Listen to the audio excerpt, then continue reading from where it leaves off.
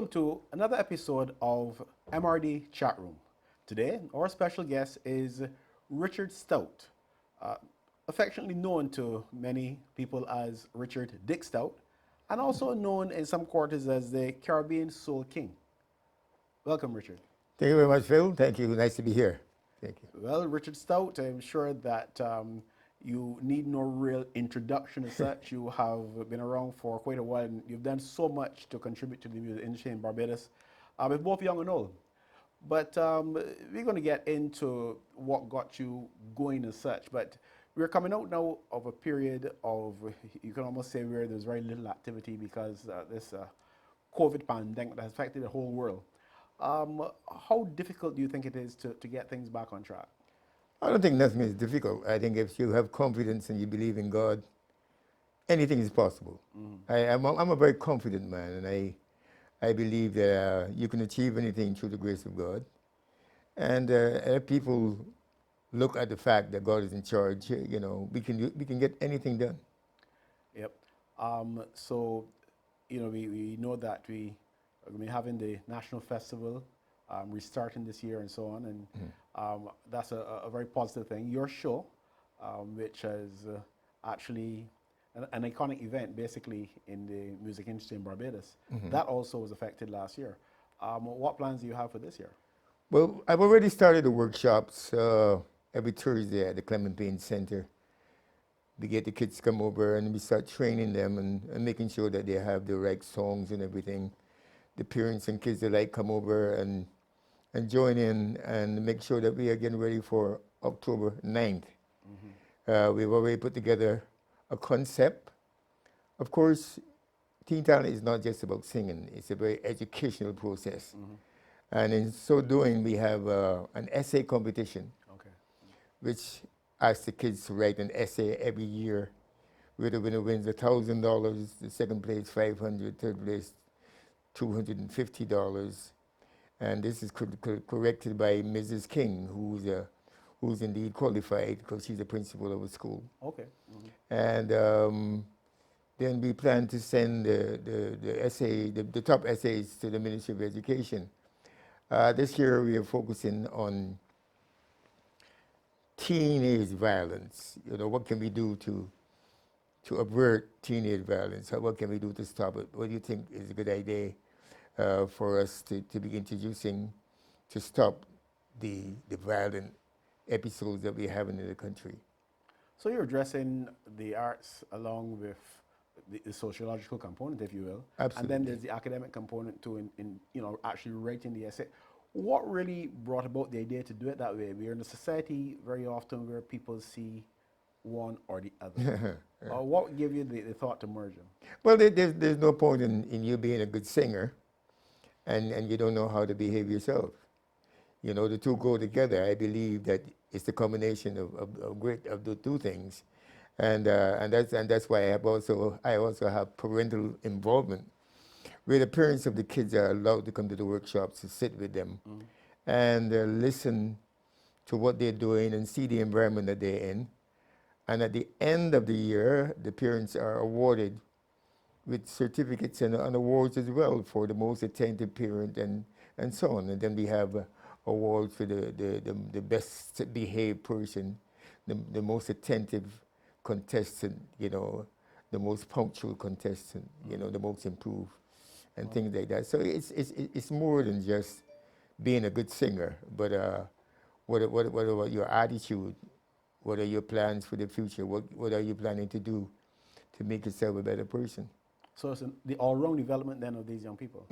Absolutely, yeah. Okay, we're going to talk more about the Teen Talent show and all that is involved. But let's go back a bit because it's been around now for like 46 years or so, and you've been around a bit longer than that. So how did you really get into this whole music industry? I was given a job as the entertainment coordinator at the Barbados Holiday Inn in 1977. And I prayed about it. I asked God to direct me, and I was very happy and felt very, very proud to be given such an opportunity. And I asked him to show me some things that he think would help to develop the talent of people in Barbados. Okay. And he showed me where I should have a teen talent competition with the young people of Barbados coming together and their parents coming to watch them perform and meeting each other and greeting each other and greeting the tourists of the island as well.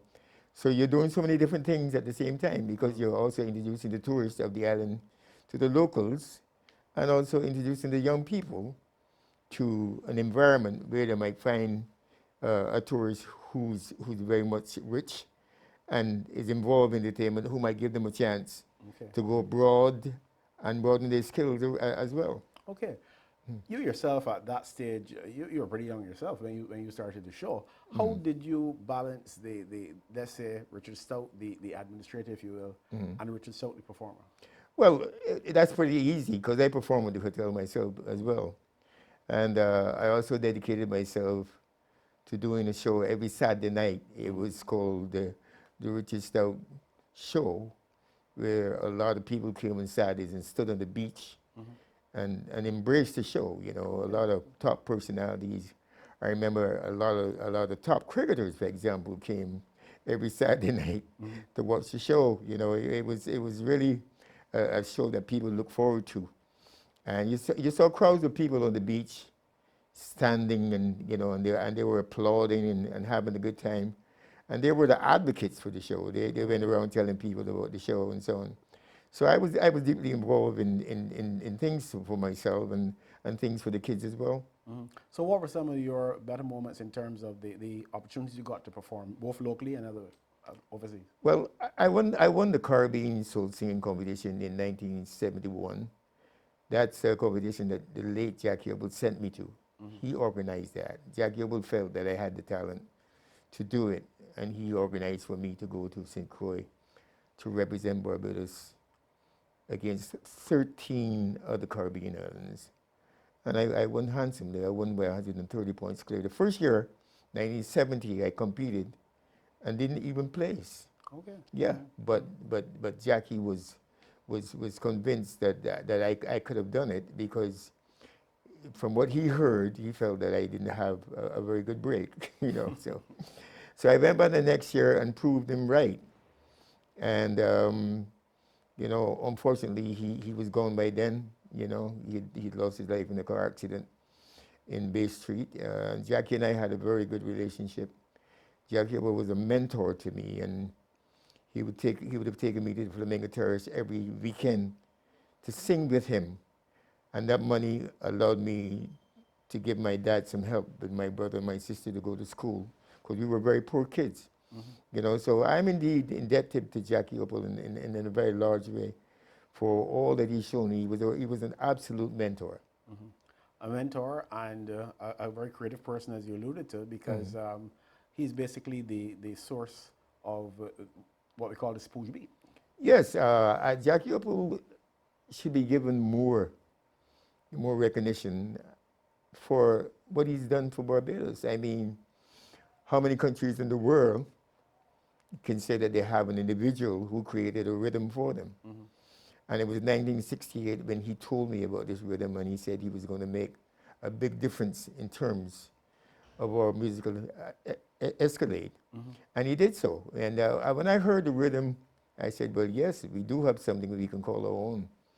You know, and it was very popular throughout the Caribbean. I remember performing Spooge at Madison Square Garden with people like Sparrow and Arrow and Rose and John Holt and those people, and actually, you know, being accepted by the people. The people loved the music. They loved the rhythm. They loved what you could have done with it in terms of your dance and stuff like that.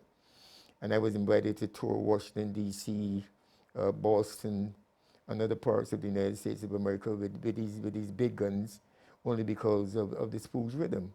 Okay. And, you know, it was extremely popular in the Caribbean islands.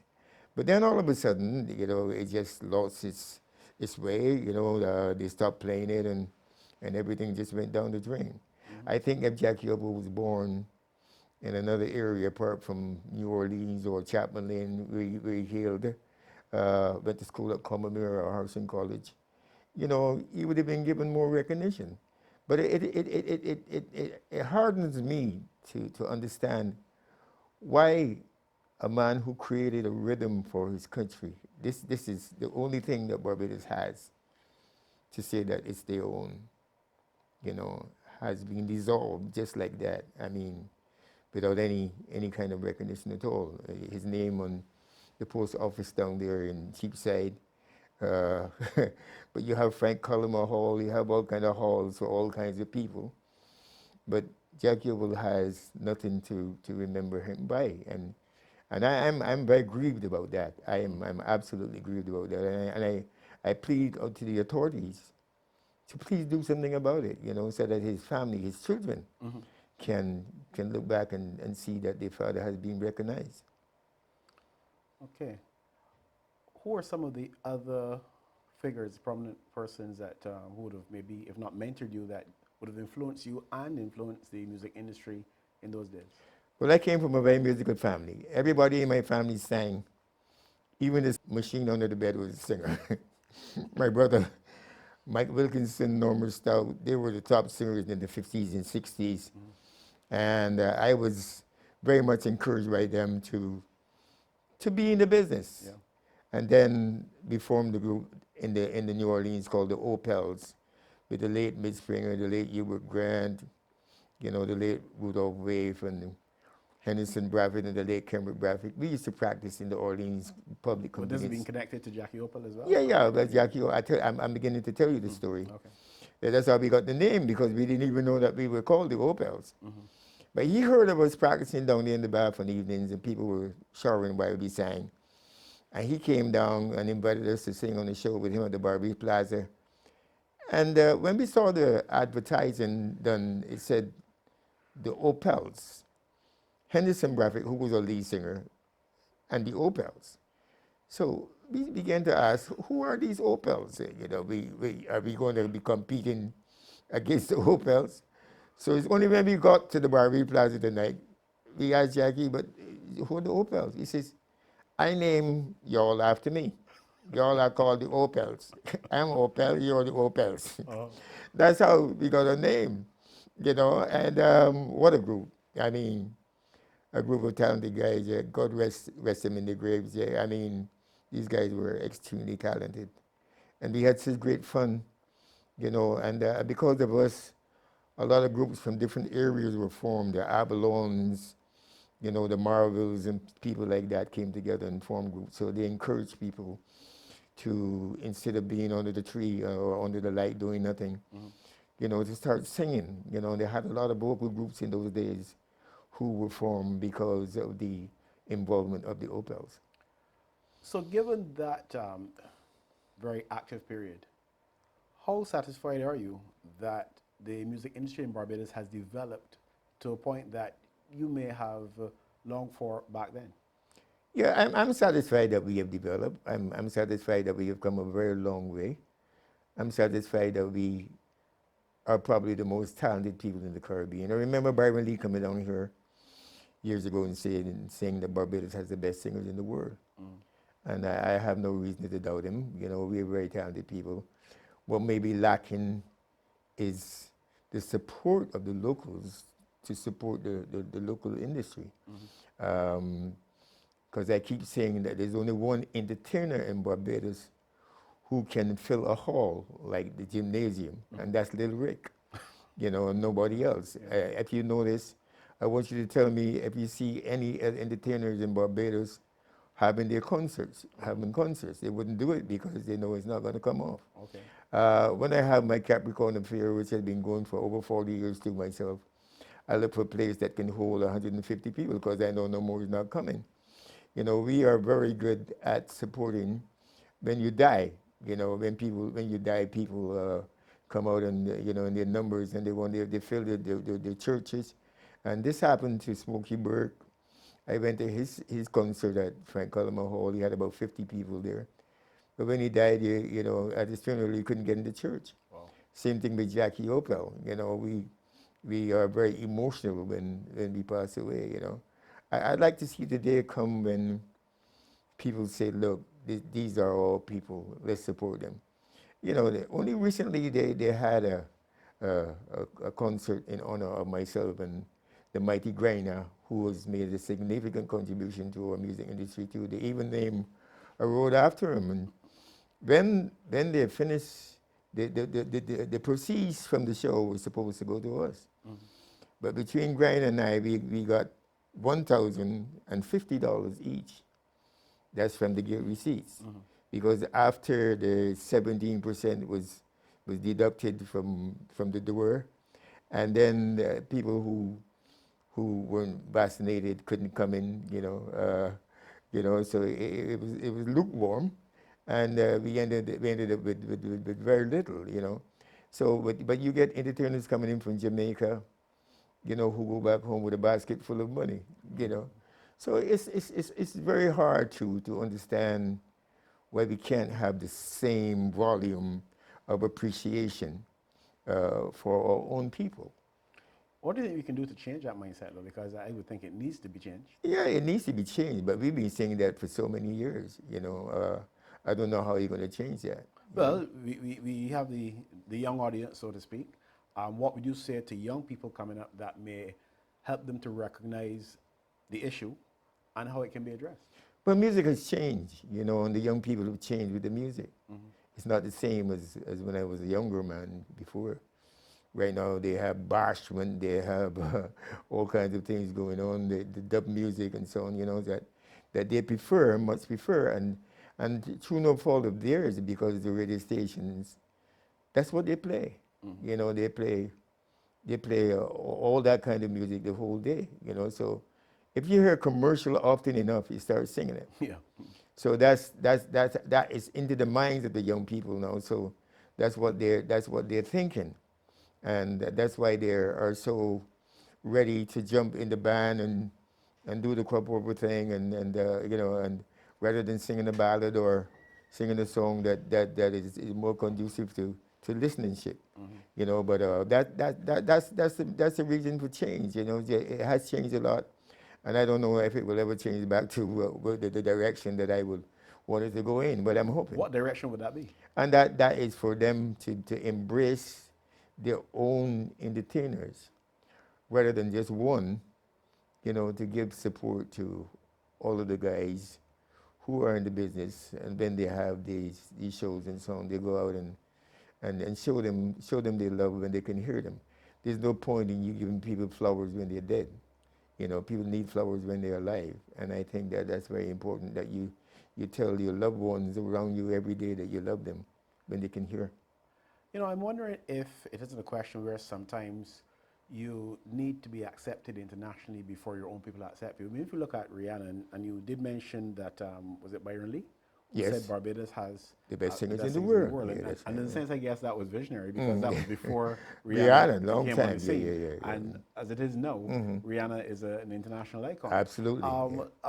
It would be unfortunate if you have to make it internationally before you can be accepted, locally. But how then can we move music forward if you have that mindset? What needs to be done? Well, I try my best. I try my best with Teen Talent. I try very hard to do it with Teen Talent, But then you have the technology, which has come into play as well.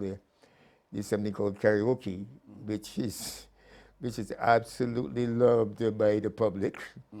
So if you have a concert, and they have 5 karaokes in your gap, which people walk in and sing free and drink drinks, your concert is in trouble. You're competing with karaoke and things like that. People are very karaoke adapted, and that's what they want to hear. Okay. Well, yeah, it certainly has its challenges, but I think we'd agree that music, like other art forms and so many other things, are very significant and relevant for Barbados, not only now, but moving forward. Yeah, but I want you to tell me how many places you can go now and sit down and listen to a Barbadian band. There are no bands in Barbados anymore, apart from the police band. There are no more bands anymore.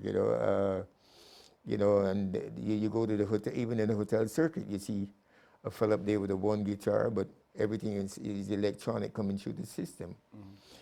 So the opportunities for musicianship is also very limited.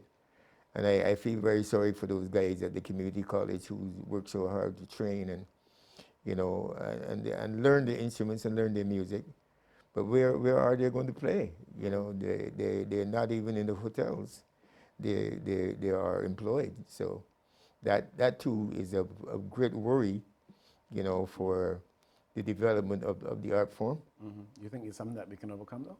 Well, like I said before in the beginning of our conversation, nothing is impossible. I think God is capable of doing anything. Okay. And we just have to believe that God will take care of it, and let's ask Him. You know, I asked you earlier what gave you the insight to incorporate the academics and the arts and everything else.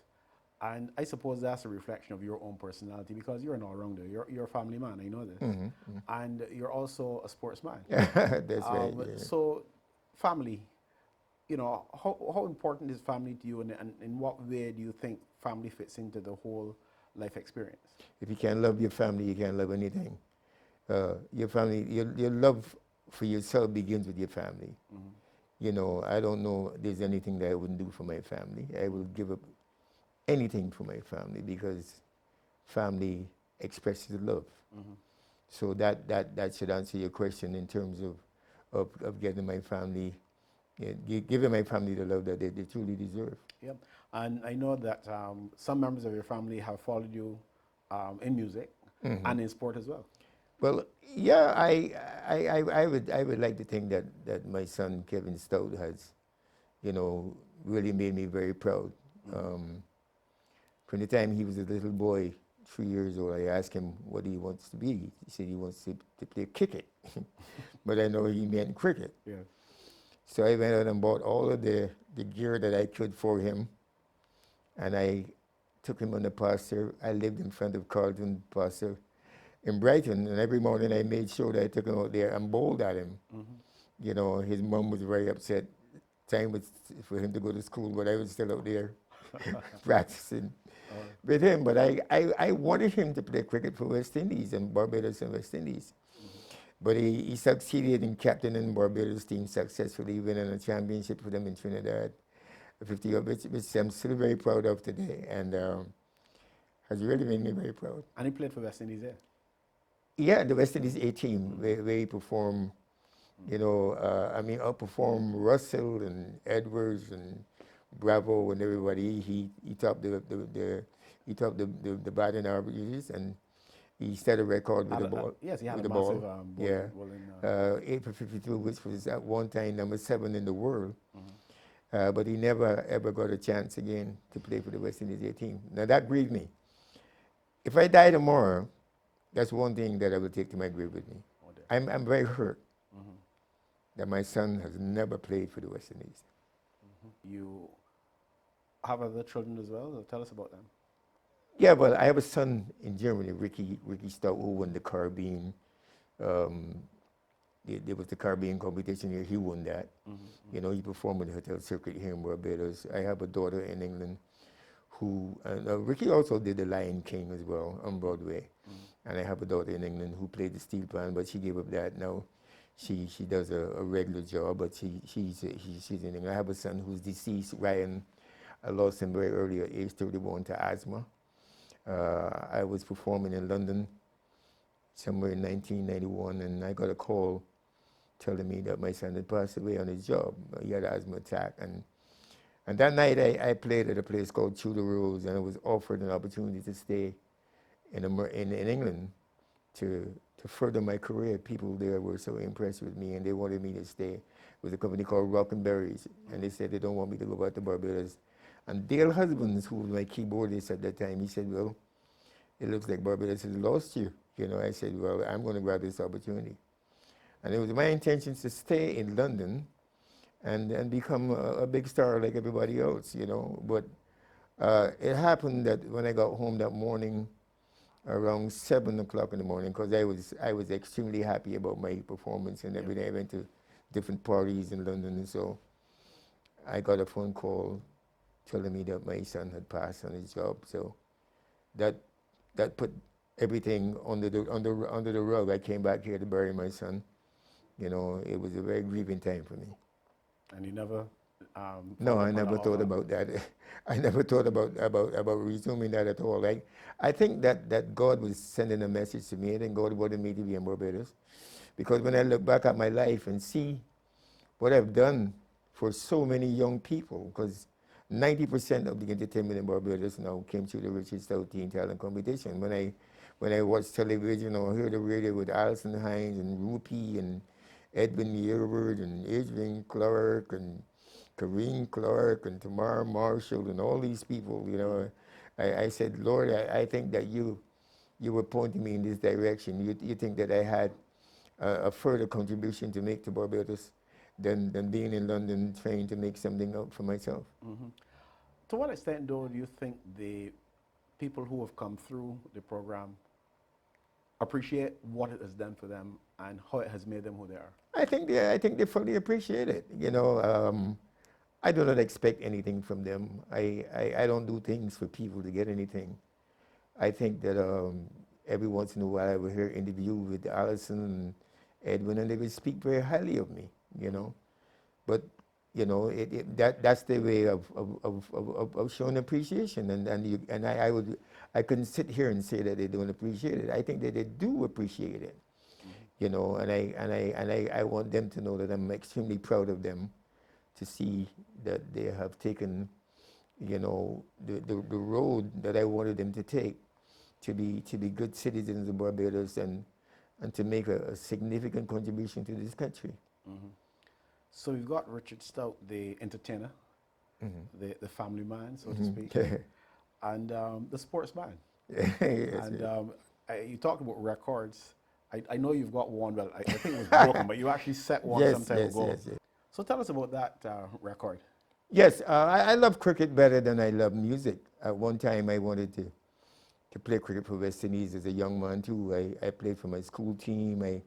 Everywhere there's a cricket game, I wanted to be. I played in the Gap. I played in the pasture. I was just absolutely cricket fanatic.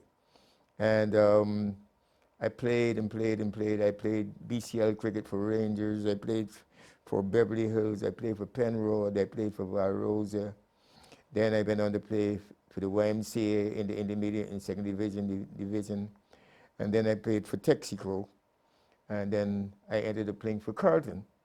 So it came a time when I got a call telling me that I was selected to play in the first division team for Carlton. I had 25 wickets in 5 games for the intermediate that year on the late Stephen Hinkson. Okay. And I was in very good bowling form and making a couple of 20s and 30s as well. So I was drafted into the team, and I was extremely excited. Keith Holder made a very big thing out of it in the newspaper, saying that I'm going to make my debut at 8:47.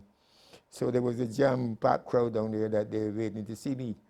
I had planned to get a light airplane to fly me from there to land me on the pasture and get out and walk in. But there were no planes available. That's how excited I was about I think you need a helicopter for that. Yeah. You know, there was a light airplane club right in Bridgetown. I had called, because that's why I wanted to make a grand entry. You know, yeah.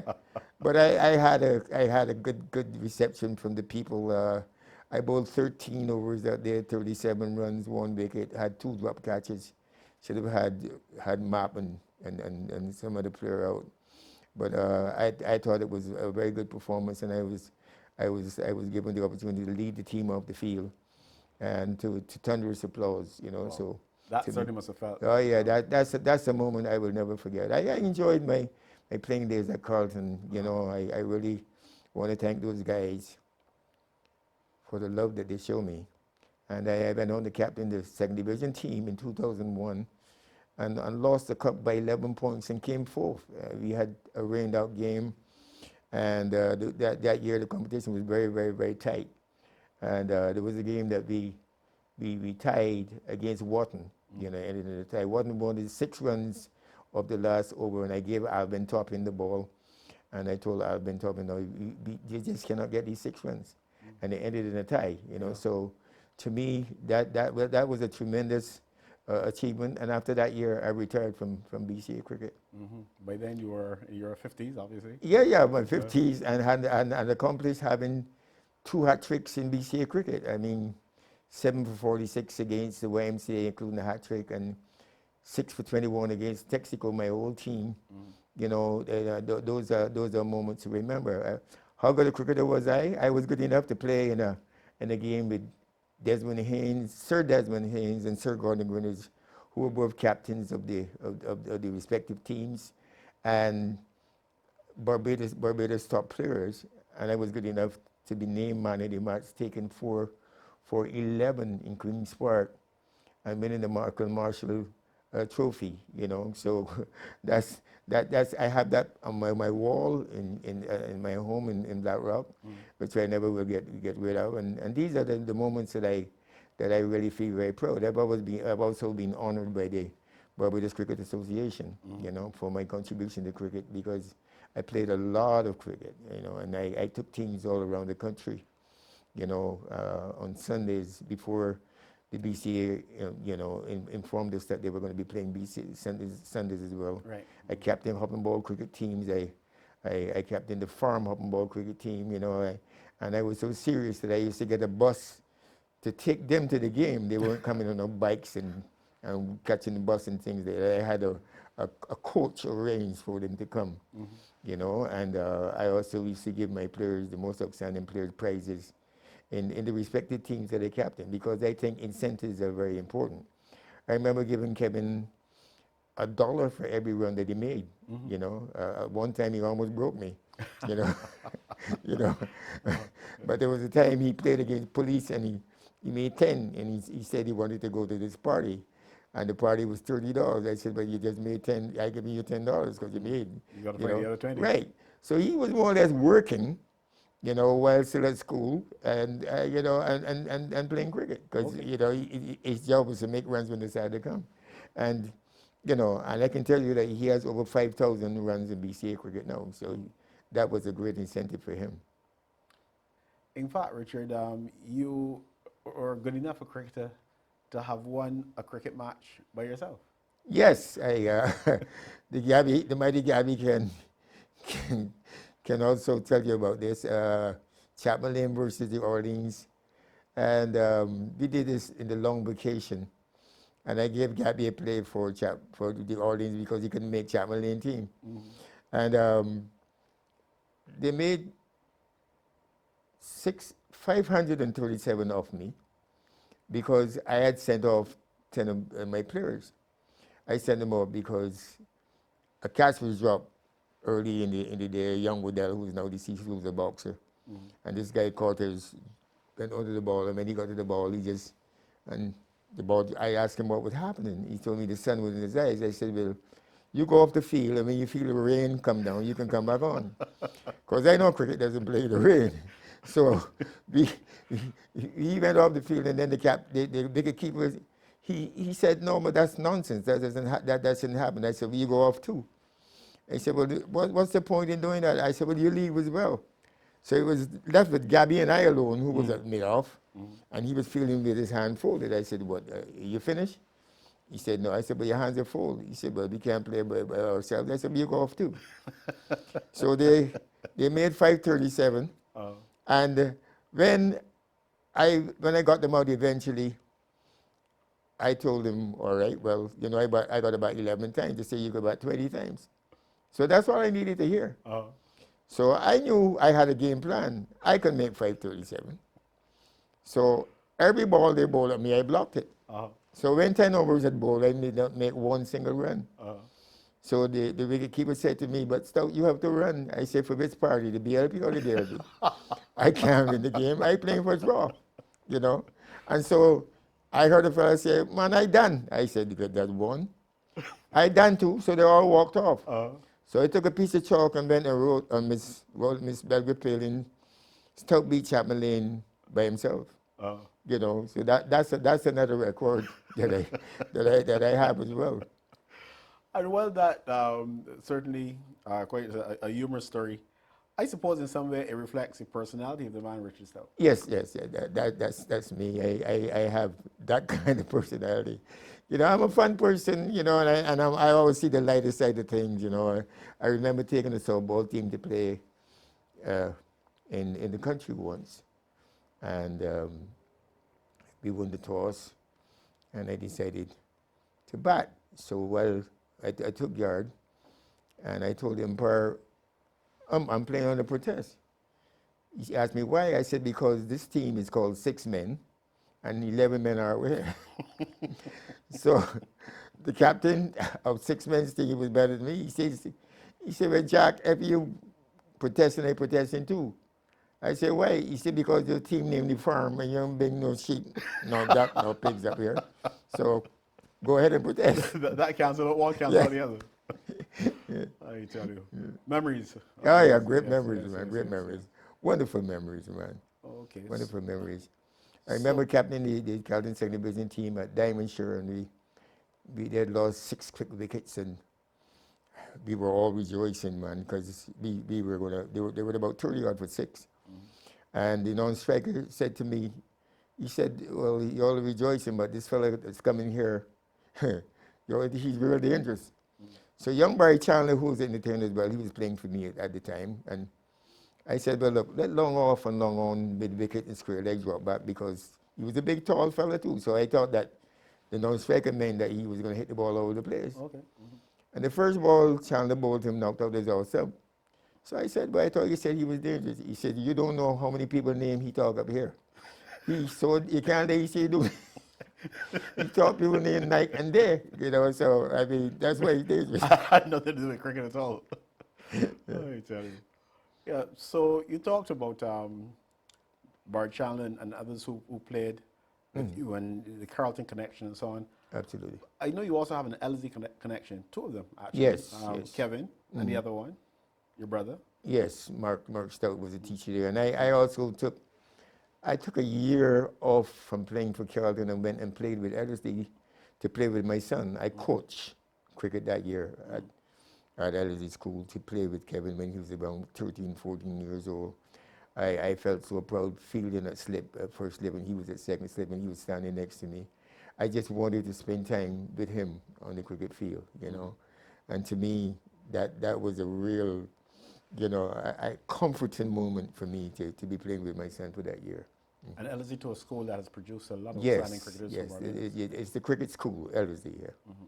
Your brother would have contributed to that. Yes, my brother was a coach there as well too. My brother was an express fast bowler who later played for Spartan, and he sent a lot of people to hospital. I mean, he knocked people down, man. He was very quick and deceptive and bad a bit as well too. And unfortunately he lost his sight, and couldn't play anymore. But before that, he was umpiring the game as well, So his contribution to cricket is a tremendous one as well too. I have another brother called Greg Stoute who played for Carlton as well and captained the second division team as well, So and a brother called Chris Stoute who played for YMCA, who was also very, very, very, very effective and very dangerous as a fast bowler. I remember seeing a guy one day in Bridgetown, and he told me, your brother did this to me. I said, what, were you all fighting? He said, no, it's a bouncer.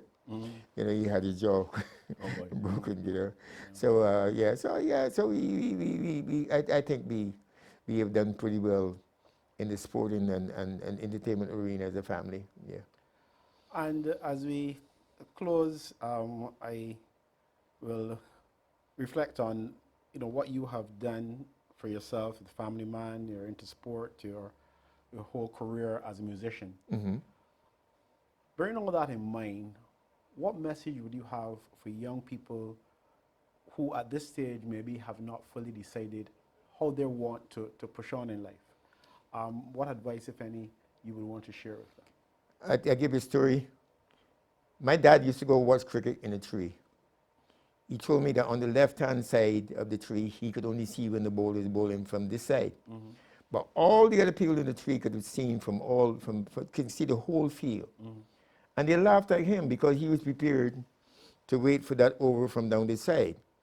And I said, but Dad, why didn't you go over there so you can see the whole field too? He said, because I knew that one day that branch was going to break. He said, and one day, so everything we struck 3 boundaries and they all jumped up and they fell down and broke their hand, their foot, and people, they were hospitalized. And he had the whole tree for himself. And a little spar bird came and said, ew, you're real smart, yeah. Yeah, you know, so, the moral of that story is don't follow the crowd, be yourself, get a mind of your own, Uh-huh. you know. Look, I lived 76 years in this country. I don't know what a police station looked like. The only court I've ever been into is Court Furniture Limited. One time a guy said to me he was going to the police station to get my record. He did go, and they gave him one of my LPs. They told him, this is the only record we have in here of Richard Stoute, I mean, young people can do, you can do that, the young people can do that too, you don't have to be in trouble. It's easier to be good than to be bad. And that's all you have to do. And to be yourself, do not follow the crowd. Get a mind of your own. Who are you? Look yourself in the mirror and say, who or what am I? What do I want to be? And if you know the Lord Jesus Christ, that is going to be a multiplication of energy for you, because if you know God, you got it made. I can't think of a better note on which to end our chat. Thank you. And all is left is for me to say thanks very much to you, Richard, for joining us, for sharing your life with us. Thank and you, I Phil. have no doubt that what you've shared will be an inspiration to many of our, not only young people, but to many of those people who watch this program, wherever they may be. It has been a pleasure. Thank you very much indeed. God bless you, man.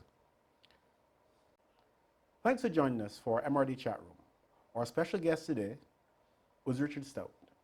Do join us again for yet another episode of MRD Chatroom.